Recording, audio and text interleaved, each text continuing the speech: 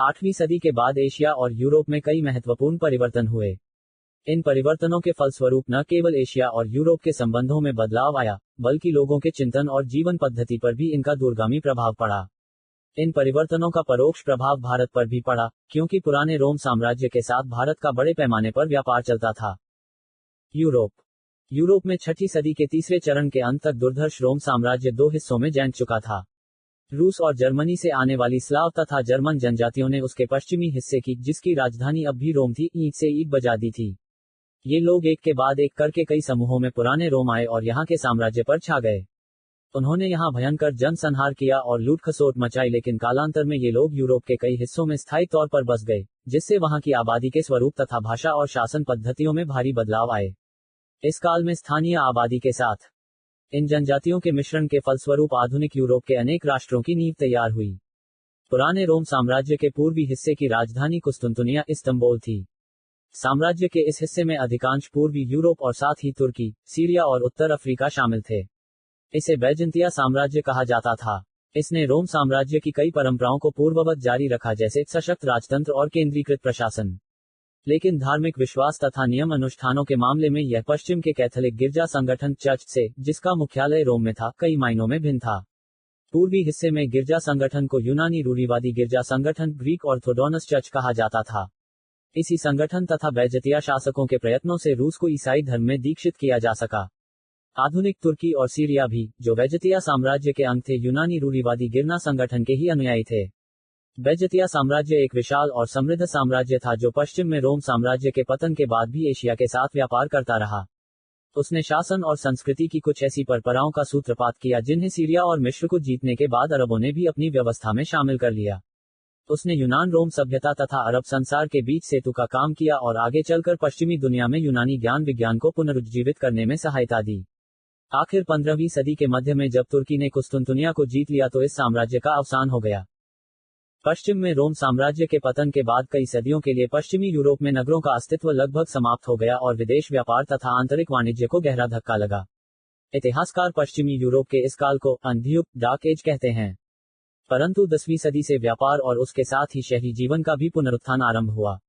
12वीं और 14वीं सदी के बीच पश्चिमी यूरोप एक बार फिर समृद्धि के ऊंचे शिखर पर जा पहुंचा। इस काल की एक उल्लेखनीय विशेषता विज्ञान तथा प्रौद्योगिकी का उत्कर्ष थी। साथ ही शहरों का तेजी से विकास हुआ और कई नगरों में जैसे इटली में पदुआ तथा मिलान में विश्वविद्यालय स्थापित किए गए। नए ज्ञान और नए विचारों के विकास में इन विश्वविद्यालयों ने महत्वपूर्ण भूमिका निभाई।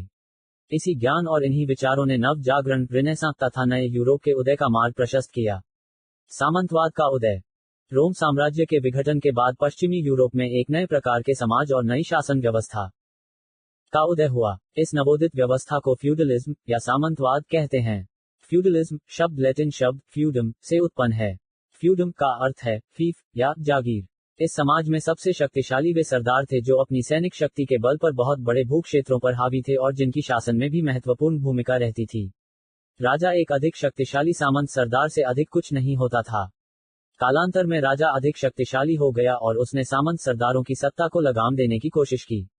इसका तरीका यह था कि राजा सरदारों को अपने मातहतों, वसेल्स के रूप में अपने प्रति वफादारी की शपथ दिलाता था और बदले में वह यह मान लेता था कि उन सरदारों के प्रभाव वाले इलाके उनकी जागीरें हैं। उधर सरदार अपने मातहतों के तौर पर उप सरदार नियुक्त कर सकते थे और अपनी जागीर का कुछ हिस्सा उन्हें दर जागीर के तौर पर बख्श सकते थे। सिद्धांततः राजा गैर वफादार सरदारों की जागीरें छीन सकता था, लेकिन व्यवहार में शायद ही ऐसा कभी हुआ हो। इस प्रकार सामंती व्यवस्था में सरकार में भूस्वामी अभिजात वर्ग का में बोलवाला रहता था। इस वर्ग की स्थिति वंशानुगत थी और वह भरसक कोशिश करता था कि उसके समूह में बाहर के लोगों का प्रवेश न हो। ध्यान देने योग्य है कि यह ऐसा अभिजात वर्ग नहीं होता था जिसका द्वार दूसरों के लिए पूरी तरह बंद रहता हो। मोटे तौर पर यही सामंती व्यवस्था थी। मध्य एशिया में तुर्की और भारत में राजपूतों ने जो समाज और शासन व्यवस्था विकसित की उसका इस व्यवस्था से कई दृष्टियों से काफी साम्य था। अपने विकास के क्रम में इस व्यवस्था ने विभिन्न देशों की अवस्थाओं और परंपराओं के अनुसार उनमें अलग अलग रूप धारण किया। यूरोप में सामंती व्यवस्था की दो और विशेषताएं बताई जाती हैं। एक तो है कृषि दासत्व सर्फडम की प्रथा। कृषि दास भूमि को कोड़ने कमाने का काम करता था और उसे न तो अपना पेशा बदलने की छूट रहती थी और न कहीं अन्यत्र जाकर बसने की सुविधा थी। वह अपने प्रभु लाई की इजाजत के बिना शादी भी नहीं कर सकता था। इसी से जुड़ी हुई थी मेनर की व्यवस्था। मेनर वह इमारत या दुर्ग होता था जहां लार्ड रहता था। कई यूरोपीय देशों में इन मैनरों के लाई बड़े बड़े भूक्षेत्रों के स्वामी होते थे। इस भूमि के एक हिस्से पर कृषि दासों की सहायता से लाई खुद खेती करता था। कृषि दासों को कुछ समय लाई की जमीन पर काम करना पड़ता था और बाकी समय वे खुद अपने खेतों में काम करते थे। चूंकि सिद्धांततः जमीन का मालिक लार्ड होता था, इसलिए कृषि दास को उसे नकद और जिन्स के दूसरी किस्मों के भी कर नजराने देने पड़ते थे। मेनर का लाई शांति सुव्यवस्था कायम रखने और न्याय करने आदि के लिए भी जिम्मेदार होता था। चूंकि उन दिनों काफी अव्यवस्था फैली हुई थी, इसलिए कभी कभी स्वतंत्र किसान भी संरक्षण के बदले मेनर के लाई के पद्धति स्वीकार करने को तैयार हो जाते थे। कुछ इतिहासकारों का विचार है कि कृषिदासत्व और मेनर प्रणाली सामंतवाद की अनिवार्य विशेषताएं हैं और जिन समाजों में ये दो विशेषताएं दिखाई नहीं देती हैं उन्हें सामंती कहना गलत है। उदाहरण 3 के लिए भारत में तबये अर्थों में न तो कृषिदासत्व था और न नैना प्रणाली, लेकिन स्थानीय भूस्वामियों और सामंतों को वैसे बहुत से अधिकार प्राप्त थे जैसे कि फ्यूडल लाडों को हासिल हुआ करते थे और किसान इन्हीं लोगों पर आश्रित रहा करते थे। दूसरे शब्दों में, महत्व की बात यह नहीं थी कि किसान विधिवत स्वतंत्र थे या नहीं, बल्कि यह थी कि वे किस प्रकार से और किस हद तक इस स्वतंत्रता का उपयोग और उपभोग कर सकते थे। यूरोप के कई देशों में मेहर प्रणाली और कर नजरानों के तौर पर श्रम सेवा देने की प्रथा 14वीं सदी के बाद समाप्त हो गई। यूरोप की सामंती व्यवस्था की दूसरी विशेषता का संबंध सैनिक संगठन की प्रणाली से है। सामंती व्यवस्था का सबसे ज्वलंत प्रतीक घोड़े पर सवार वीर योद्धा, नाइट था। वस्तुतः यूरोप में अश्वारोही युद्ध के मूल की तलाश 8वीं सदी से अधिक पीछे नहीं जाती। रोम साम्राज्य काल में सरदारों के नेतृत्व में लड़ने वाली वाहिनियों में भारी और हल्की सैनिक टुकड़ियां हुआ करती थी जो लंब भालों और छोटी तलवारों से लैस होती थीं। घोड़ों का इस्तेमाल रथ खींचने के लिए किया जाता था और रथों की सवारी अधिकारी वर्ग के लोग करते थे। आमतौर पर माना जाता है कि अरबों के आगमन के साथ युद्ध का तरीका बदल गया। अरबों के पास घोड़ों की कोई कमी नहीं थी। इन घोड़ों की तीव्र गति तथा उन पर सवार धनुर्धारियों के कारण पैदल सेना बेकार हो गई। नई युद्ध पद्धति के लिए आवश्यक संगठन के विकास और अनुरक्षण से संबंधित समस्याओं से यूरोप में सामंतवाद की अभिवृद्धि में सहायता मिली। कोई भी राजा अपने संसाधनों के बल पर विशाल अश्वारोही सेना नहीं रख सकता था और उसके लिए आवश्यक हथियार बख्तर तथा साज सज्जा नहीं जुटा सकता था। इसलिए सेना का विकेंद्रीकरण कर दिया गया। जागीरदारों पर उनकी अपनी अपनी हैसियत के मुताबिक यह जिम्मेदारी डाल दी गई कि वे राजा की सेवा के लिए एक निश्चित संख्या में अश्वारोही और पैदल सेनाएं रखें। दो आविष्कारों के कारण अश्वारोही युद्ध लड़ाई का प्रमुख तरीका बन गया। यद्यपि ये दोनों आविष्कार काफी पुराने थे, तथापि इनका व्यापक उपयोग इसी काल में आरंभ हुआ। पहला तो था लोहे की रकाब का आविष्कार। इस रकाब के कारण हथियारों और कवच से भली भांति सज्जित सैनिक को घोड़े की पीठ से गिरने का भय नहीं रहता था। इसके अलावा रकाब में पैर फंसाए सैनिक भाले को ठीक से संभाले रखकर तेजी से हमला कर सकता था और घोड़े को चाहे जितना दौड़ाया जाए उसके गिरने का डर नहीं रहता था। इससे पहले या तो लकड़ी की रकाब का इस्तेमाल किया जाता था या रस्सी का, जिसमें सिर्फ पैरों के पंजे फंसाए जा सकते थे। इसलिए अब पैदल सेना के लिए अश्वारोही सेना के हमले का सामना करना असंभव हो गया था। दूसरा था एक नए किस्म के साज का आविष्कार। इस साज के सहारे घोड़ा दोहरा वजन ढो सकता था। ऐसा माना जाता है कि ये दोनों आविष्कार यूरोप में पूर्वी दुनिया से शायद पूर्वी एशिया से पहुंचे और भारत में उनका प्रयोग 10वीं सदी से शुरू हुआ। इस प्रकार राजनीतिक, आर्थिक और सैनिक कई कारणों से यूरोप में सामंतवाद का विकास हुआ। जब 11वीं सदी के बाद शक्तिशाली सरकारों का उदय हुआ तब भी सामंतवादी परंपराएं इतनी प्रबल थी कि राजा के लिए सामंत सरदारों की सत्ता को लगाम देना टेढ़ी खीर साबित हुआ। जिसे इतिहासकार मध्यकाल कहते हैं, उस काल में यूरोप में लोगों की जीवन पद्धति को रंग रूप देने में सामंतवाद के अलावा जिस दूसरी चीज ने महत्वपूर्ण भूमिका निभाई वह थी ईसाई गिरजा संगठन बैजेंतिया साम्राज्य और रूस में यूनानी रूढ़िवादी गिरजा संगठन ऑर्थोडॉक्स चर्च की भूमिका का उल्लेख हम पहले कर चुके हैं। पश्चिम में कोई शक्तिशाली साम्राज्य जब नहीं रह गया था, इसलिए कैथोलिक गिरजा संगठन ने शासन के भी कुछ कार्य अपने हाथों में ले लिए। इस संगठन की प्रधान पोप अब न केवल ईसाइयों का धार्मिक मुखिया था, बल्कि उसके हाथों में काफी कुछ राजनीतिक तथा नैतिक सत्ता भी आ गई थी। इसका कारण यह था कि पश्चिम एशिया और भारत की तरह यूरोप में भी मध्यकाल धर्म के वर्चस्व का काल था और धर्म के नाम पर बोलने वालों की आवाज में काफी शक्ति और प्रभाव होता था। राजाओं और सामंतों से प्राप्त भूमि दानों तथा व्यापारियों से मिले अनुदानों के सहारे अनेक मठ और मठों के संघ मोनेस्टिक ऑर्डर्स स्थापित किए गए। इनमें से कई संघ जरूरतमंदों और गरीबों की सेवा का काम करते थे। सिस्नों का संघ ऐसा ही एक संघ था। बहुत से संघ लोगों को चिकित्सा संबंधी सहायता देते थे और यात्रियों को आश्रय प्रदान करते थे। इसके अलावा ये संघ शिक्षा और विद्या के केंद्रों का काम भी करते थे। इस प्रकार कैथोलिक गिरजा संगठन यूरोप के सांस्कृतिक जीवन में एक महत्वपूर्ण भूमिका निभाता था। लेकिन कुछ मठों ने बहुत अधिक संपत्ति अर्जित करके फ्यूडल लॉर्डों की तरह व्यवहार करना शुरू कर दिया। इससे आंतरिक कलह की स्थिति पैदा हुई और शासकों के साथ उनका संघर्ष आरंभ हो गया, क्योंकि शासकों को गिरजा संगठन तथा पोप की दुनिया की सत्ता से चिढ़ होती थी। आगे के एक अध्याय में हम देखेंगे कि यूरोप में गिरजा संगठन और राज्य के बीच के संघर्ष ने किस प्रकार यूरोप के बाहर के घटनाचक्र को भी प्रभावित किया। अरब संसार। इस्लाम के उदय ने परस्पर संघर्षरत अरब कबीलों को शक्तिशाली साम्राज्य के सूत्र में बांध दिया था। प्रारंभिक खलीफों द्वारा स्थापित अरब साम्राज्य में अरब देश अरेबिया के अलावा सीरिया, इराक, ईरान, मिस्र, उत्तर अफ्रीका और स्पेन भी शामिल थे। अरब कबीलों के बीच आंतरिक कलह और गृहयुद्ध के बाद 8वीं सदी के मध्य में अब्बासियों ने बगदाद में खलीफा का पद प्राप्त करने में कामयाबी हासिल की। अब्बासियों का दावा था कि वे उसी कबीले के थे जिसमें हजरत मोहम्मद का जन्म हुआ था और इसलिए दे पाक हैं। कोई 150 वर्षों तक अब्बासी साम्राज्य अपने समय के एक सर्वाधिक शक्तिशाली साम्राज्य के रूप में फलता फूलता रहा। उसके चरमोत्कर्ष के दिनों में इस क्षेत्र की सभ्यता के सभी महत्वपूर्ण केंद्र जैसे उत्तर अफ्रीका, मिस्र, सीरिया, ईरान और इराक उसमें शामिल थे। पश्चिम एशिया और उत्तर अफ्रीका के सबसे अधिक उपजाऊ देशों के अलावा भूमध्य क्षेत्र को भारत और चीन से जोड़ने वाले महत्वपूर्ण व्यापारिक मार्गों पर भी अब्बासियों का नियंत्रण था। इन व्यापारिक मार्गों को अब्बासियों ने जो सुरक्षा प्रदान की वह इस क्षेत्र के लोगों की संपन्नता और समृद्धि का तथा अब्बासी दरबार की शानो शौकत का एक महत्वपूर्ण आधार थी। अरब लोग बहुत कुशल और चतुर व्यापारी थे और वे शीघ्र ही इस काल के विश्व के सर्वाधिक उद्यमी और संपन्न व्यापारियों तथा समुद्री गतिविधियों में प्रवीण लोगों की पंक्ति में शामिल हो गए। अनेक नगरों का उदय हुआ जिनकी सरकारी और खानगी इमारतों की भव्यता देखते ही बनती थी। इस काल में अरब नगरों के जीवन स्तर तथा सांस्कृतिक परिवेश का दुनिया में कोई सानी नहीं था। इस काल के सबसे विख्यात खलीफे अल मैमून और हारून उल रशीद थे। उनके दरबार और राजमहल की भव्यता और ज्ञान विज्ञान में निष्णात लोगों को उनके द्वारा दिए गए संरक्षण अनेक कथा कहानियों के विषय बने। आरंभिक काल में अरबों ने अपने जीते हुए प्राचीन सभ्यता वाले देशों के ज्ञान विज्ञान और प्रशासनिक कौशल को ग्रहण करने की उल्लेखनीय क्षमता का परिचय दिया। गैर मुसलमानों की सेवाओं का लाभ लेने में उन्होंने कोई संकोच नहीं किया। उदाहरण के लिए उन्होंने प्रशासन के संचालन के लिए ईसाइयों और यहूदियों तथा गैर अरबों, खासकर ईरानियों की सेवा का उपयोग किया। उनके ईरानी अधिकारियों में कई जरथुस्त्री और बौद्ध धर्म के अनुयायी थे। अब्बासी खलीफे कट्टर मुसलमान थे, फिर भी उन्होंने हर तरह के ज्ञान विज्ञान के लिए अपने दरवाजे खोल दिए थे, बशर्ते कि उस ज्ञान विज्ञान का इस्लाम के मूलभूत सिद्धांतों से कोई विरोध न हो। खलीफा अल मैमून ने यूनानी, बैजंतियाई, मिस्र, ईरानी और भारतीय इन विभिन्न सभ्यताओं के ज्ञान विज्ञान का अरबी भाषा में अनुवाद करने के लिए बगदाद में बैतुल हिकमत ज्ञान गृह की स्थापना की। खलीफों के उदाहरण का अनुकरण व्यक्तिगत तौर पर उनके अमीर उम्रों ने भी किया। कुछ समय में विभिन्न देशों की सभी वैज्ञानिक कृतियां अरबी में उपलब्ध हो गई। हाल में यूरोपीय विद्वानों के एक समर्पित समूह के द्वारा किए गए निष्ठापूर्ण अनुसंधान कार्यों के फलस्वरूप हमें इस संबंध में काफी जानकारी हासिल हो गई है कि अरबों को यूनानी विज्ञान और दर्शन ने किस प्रकार प्रभावित किया। अब हमें अरब संसार पर चीनी विज्ञान और दर्शन के प्रभाव के विषय में भी जानकारी मिलने लगी है। चीन द्वारा आविष्कृत कंपस, दिशा सूचक यंत्र, कागज, छपाई बारूद और यहां तक कि अदनासी ठेला गाड़ी भी इस काल में अरब संसार से होकर ही यूरोप पहुंची।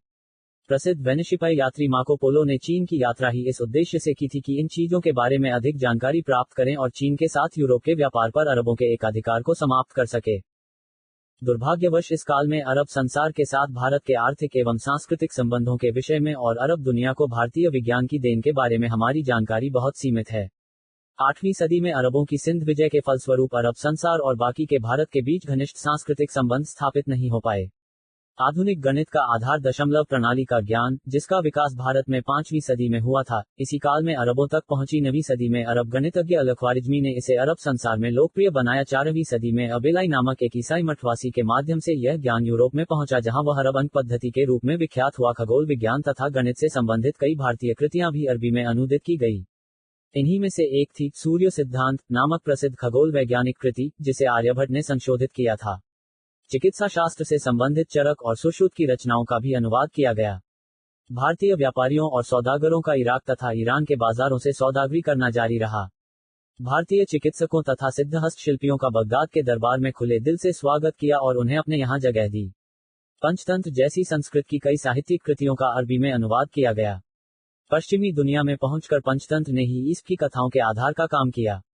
अब अरब संसार पर भारतीय विज्ञान के प्रभाव के संबंध में विस्तृत अनुसंधान कार्य चल रहा है। 10वीं सदी का आरंभ होते होते अरब लोग ऐसी अवस्था में पहुंच चुके थे जब वे स्वयं ही विज्ञान के विभिन्न क्षेत्रों में योगदान कर सकते थे। इस काल में अरब संसार में ज्यामिति, बीजगणित, भूगोल शास्त्र, खगोल विज्ञान, प्रकाश विज्ञान, ऑप्टिक्स, चिकित्सा शास्त्र, रसायन शास्त्र आदि क्षेत्रों में जो प्रगति हुई उसके फलस्वरूप वह विज्ञान के मामले में दुनिया का अगुवा बन गया। विश्व के कुछ एक सबसे समृद्ध पुस्तकालय तथा प्रमुख वैज्ञानिक प्रयोगशालाएं अरब संसार में इसी काल में स्थापित की गई। लेकिन यह याद रखना जरूरी है कि इनमें से बहुत सारी उपलब्धियां अरब देश के बाहर के, जैसे खुरासान, मिस्र और स्पेन के लोगों द्वारा किए गए कार्यों का परिणाम थी। अरब विज्ञान सच्चे अर्थों में अंतर्राष्ट्रीय था। इसे अरब विज्ञान इसलिए कहा गया है कि उस विज्ञान के साहित्य की भाषा अरबी थी जो पूरे अरब संसार में पढ़ाई जाती थी।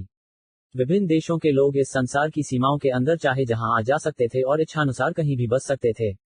वैज्ञानिकों तथा विद्वानों को प्राप्त उल्लेखनीय बौद्धिक एवं व्यक्तिगत स्वतंत्रता और उन्हें प्रदान किया गया संरक्षण अरब विज्ञान तथा सभ्यता के अद्भुत विकास के मुख्य कारण थे।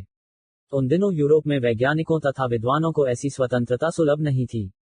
वहां ईसाई गिरजा संगठन ने तरह तरह की पाबंदियां लगा रखी थीं। शायद भारत में भी स्थिति ऐसी ही थी, क्योंकि किसी भी अरब विज्ञान का इस देश में प्रवेश नहीं हो पाया और इस काल में भारत में विज्ञान का विकास धीरे होने लगा। 14वीं सदी के बाद अरब विज्ञान का इस आरंभ हो गया। इसका कुछ कारण तो इस क्षेत्र को प्रभावित करने वाले राजनीतिक तथा आर्थिक घटनाक्रम थे, लेकिन इससे भी ज्यादा बड़ा कारण बढ़ती हुई रूढ़िवादिता थी जिसने स्वतंत्र विचार का प्रवाह रोक दिया। अफ्रीका। अरबों के कारण अफ्रीका हिंद महासागर और मध्य पूर्व के व्यापार में सक्रिय रूप से भाग लेने लगा। अरबों की व्यापारिक गतिविधियों और प्रवसन अफ्रीका के पूर्व तट पर मालिंदी और जंजीबार तक व्यापक रूप से फैल गए। सोने और हाथीदांत के साथ साथ अरब पश्चिम एशिया और उत्तरी अफ्रीका को गुलाम निर्यात करने का व्यापार भी करते थे। अफ्रीका में एक पुराना शक्तिशाली राज्य इथियोपिया था जिसमें अनेक नगर थे। इथियोपियावासी अदन के पार भारत के साथ हिंद महासागर में व्यापार में व्यस्त थे। अनेक इथियोपियावासी, जिन्हें हबशी कहा जाता था, ईसाई थे। वे हिंद महासागर में बैजतिया साम्राज्य से नजदीकी से जुड़े हुए थे। इथियोपिया की व्यापारिक आर्थिक स्थिति बैजतिया साम्राज्य के पतन और 14वीं शताब्दी में उस्मानियों के उदय के पश्चात कमजोर हो गई। पूर्व तथा दक्षिण पूर्व एशिया तांग शासन के अधीन 8वीं और 9वीं सदियों में चीन का समाज और वहां की संस्कृति प्रगति के चरमोत्कर्ष पर थी।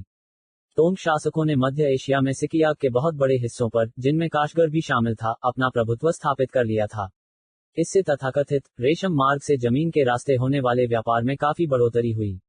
इस मार्ग से रेशम ही नहीं, बल्कि उत्तम कोटि की चीनी मिट्टी के बर्तन और संज्ञशन, जेड नामक पत्थर की पच्चीकारी वाली चीजें भी पश्चिम एशिया, यूरोप और भारत को निर्यात की जाती थी।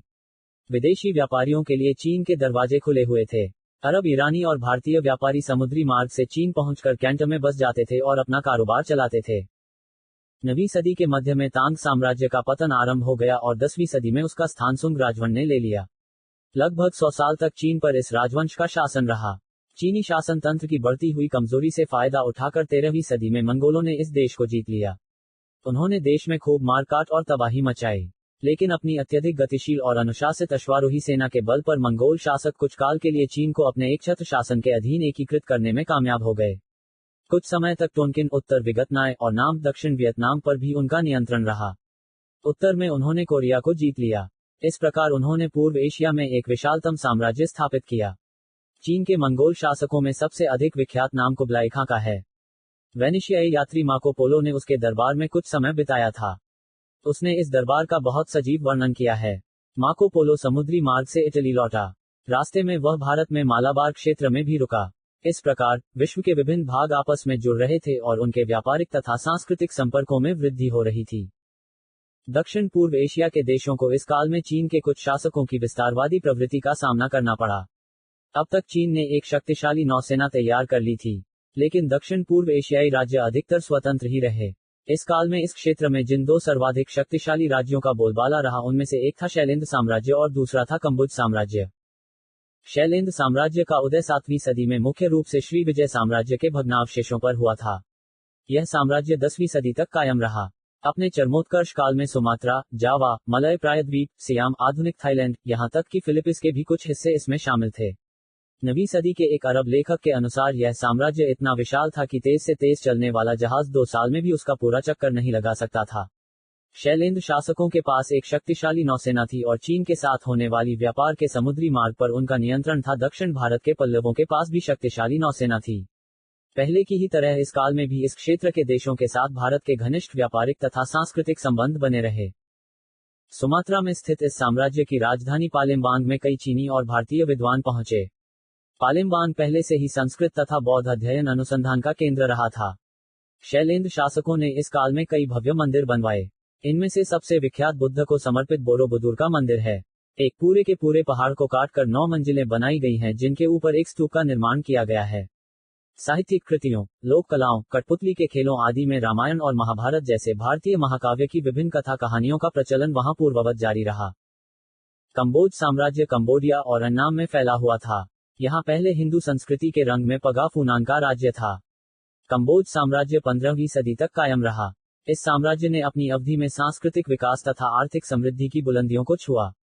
कंबोडिया में एनकोरथोम के निकट बनवाए गए मंदिरों को इसकी सबसे शानदार उपलब्धि माना जा सकता है। इन मंदिरों के निर्माण का सिलसिला 10वीं सदी से आरंभ हुआ और प्रत्येक शासक अपनी स्मृति को स्थायित्व प्रदान करने के लिए एक के बाद एक मंदिर बनवाता रहा। लगभग 200 वर्षों में 302 वर्ग किलोमीटर का क्षेत्र मंदिरों से भर गया। इनमें से सबसे बड़ा अंकोरवाट का मंदिर है। इसमें 3 किलोमीटर के छतदार गलियारे हैं। ये गलियारे देवी देवताओं और अप्सराओं की सुंदर मूर्तियों से सजे हुए हैं। अत्यंत सुरुचिपूर्ण ढंग से बनाए गए चौखानों में रामायण और महाभारत के दृश्य अंकित किए गए हैं। यह मंदिर समूह बाहरी दुनिया के लिए विस्मृत हो गया था और यहाँ जंगल उगाए थे। आखिर एक तीती ने इसे खोज निकाला। दिलचस्प बात यह है कि 10वीं से 12वीं सदी तक मंदिर निर्माण का कार्य तीव्रतम गति से चला। भारत में भी यही समय मंदिर निर्माण का सबसे भव्य काल था। मलय प्रायद्वीप में टककाला बंदरगाह से चीन सागर तक जमीन के रास्ते चलकर बहुत से भारतीय व्यापारी दक्षिण चीन पहुंचे। बहुत से ब्राह्मण और बाद में बौद्ध भिक्षु भी वहां जाकर बस गए। बौद्ध धर्म का अपने जन्म स्थान भारत में तो हास हो चला था, लेकिन दक्षिण पूर्व एशिया में वह परवान चढ़ता रहा। कालांतर में बौद्ध धर्म में हिंदू देवी देवता भी रल मिल गए। हिंदू मंदिर भी बौद्ध पूजा स्थलों में परिणत हो गए। इस काल में भारत में ठीक इससे उल्टी बात हो रही थी, अर्थात हिंदू धर्म बौद्ध धर्म को अपने अंदर पचा खया रहा था।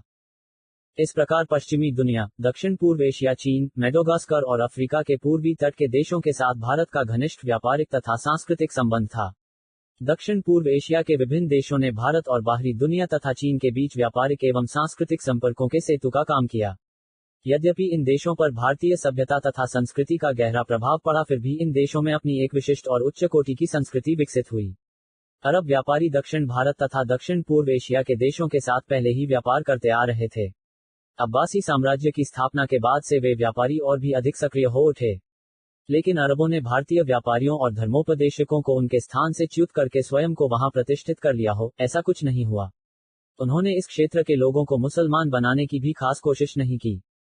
कहा जा सकता है कि इन देशों में अद्भुत धार्मिक स्वतंत्रता और सहिष्णुता का वातावरण था। यहाँ विभिन्न संस्कृतियों का आपस में सम्मिश्रण होता रहा।